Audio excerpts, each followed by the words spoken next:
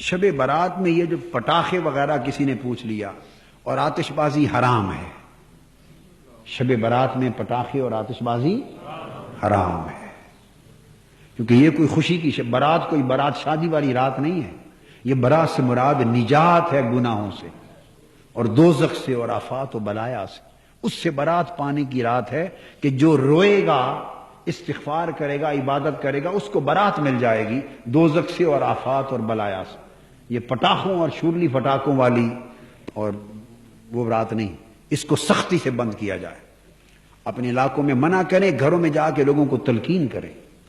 کہ یہ حرام کام ہے، مفت میں اپنا گناہ لے رہے ہیں۔ حضور صلی اللہ علیہ وسلم نے فرمایا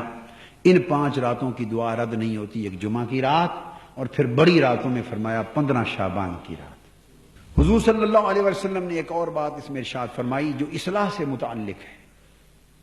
اور بڑی توجہ طلب ہے،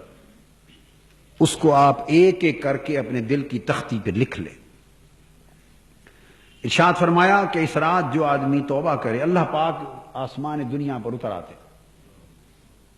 مغرب کے ساتھ، غروب آفتاب جب 14 شعبان کا سورج غروب ہوتا ہے تو مغرب کے ساتھ ہی اللہ پاک اپنی شان کے لائق آسمان دنیا پر آ جاتے،